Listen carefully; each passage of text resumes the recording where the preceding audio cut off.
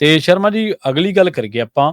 ਸਕੂਲਾਂ ਦੇ ਵਿੱਚ ਜਦੋਂ ਅਰਥ ਸ਼ਾਸਤਰ ਪੜ੍ਹਾਇਆ ਜਾਂਦਾ ਸੀਗਾ, ਜਾਂ ਕਾਲਜ ਦੇ ਵਿੱਚ, ਜਾਂ ਕਿਸੇ ਕੋਲੇ ਇਕਨੋਮਿਸਟ ਹੁੰਦੀ ਸੀ, ਤਾਂ ਇਹਦੇ ਨਾਲ ਜਦੋਂ ਘਰਾਂ ਦੇ ਵਿੱਚ ਵੀ ਜਾਂ ਲੋਕਾਂ ਦੀਆਂ ਡਿਬੇਟਾਂ ਸੁਣਦੇ ਆ, ਤਾਂ ਉਹ ਕਹਿੰਦੇ ਕਿ ਕਰਜ਼ਾ ਜਿਹੜਾ ਉਹ ਕੋਈ ਬਹੁਤੀ ਪ੍ਰਾਪਤੀ ਜਾਂ ਉਹ ਤੁਹਾਡੇ ਲਈ ਇੱਕ ਬਹੁਤ ਵੱਡੀ ਸਿਰਦਰਦੀ ਹੈ।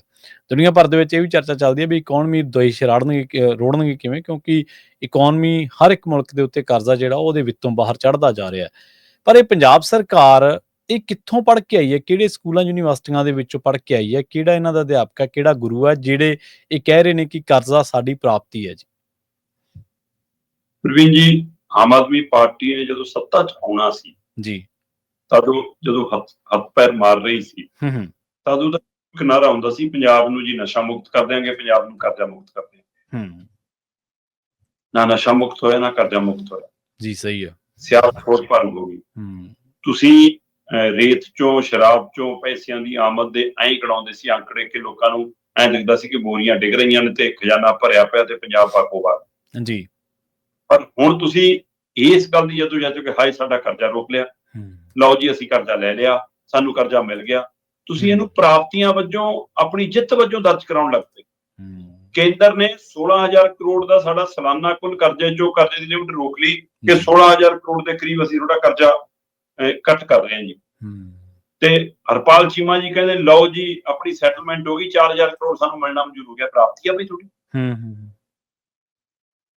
ਤੇ ਹੁਣ ਆਰਬੀਆਈ ਨੇ 8500 ਕਰੋੜ ਦਾ ਕਰਜ਼ਾ ਮਨਜ਼ੂਰ ਕੀਤਾ ਹੈ, ਜਿਹੜਾ ਇਹ 3 ਮਹੀਨੇ ਮਤਲਬ ਤਿਮਾਹੀ ਵਾਈਜ਼ ਹੁੰਦਾ, ਜਿਵੇਂ ਅਪ੍ਰੈਲ ਤੋਂ ਮਹੀਨਾ ਸ਼ੁਰੂ ਹੋਇਆ, ਅਪ੍ਰੈਲ, ਮਈ, ਜੂਨ 3 ਮਹੀਨੇ ਦਾ ਸੀਗਾ, ਉਹ 'ਚ 6,000 ਕਰੋੜ ਤੋਂ ਉੱਪਰ ਖਰਚ ਲਿਆ ਤੇ ਹੁਣ 8500 ਆ ਅਗਲੇ 3 ਮਹੀਨਿਆਂ ਲਈ ਹੋ ਗਿਆ। ਉਹ ਤੋਂ ਬਿਨਾਂ ਖੁੱਲੇ ਬਾਜ਼ਾਰ ਤੋਂ ਚੱਕਿਆ ਜਾ ਰਿਹਾ ਹੈ ਨਾ, ਹੋਰ ਅਦਾਰਿਆਂ ਦੇ ਹਵਾਲੇ ਨਾਲ ਆ ਰਿਹਾ ਕਰਜ਼ਾ। ਸੋ ਸਿੱਧੇ ਕਰਜ਼ੇ ਦੇ ਰੂਪ ਦੇ ਵਿੱਚ ਇਹ 6 ਮਹੀਨਿਆਂ ਦਾ ਕਰਜ਼ਾ ਹੀ 14,741 ਕਰੋੜ ਹੋ ਗਿਆ। ਠੀਕ ਹੈ। ਹੁਣ ਜਿਹੜਾ 8500 ਕਰੋੜ ਦਾ ਕਰਜ਼ਾ ਮਨਜ਼ੂਰ ਹੋਇਆ, ਸਰਕਾਰ ਇਹਦਾ ਵੀ ਗੁਣਗਾਨ ਕਰਾ ਰਹੀ ਹੈ ਜੀ ਮੀਡੀਆ ਰਾਹੀਂ। ਮਤਲਬ ਇਹ ਗੁਣਗਾਨ ਦੀ ਚੀਜ਼ ਹੈ।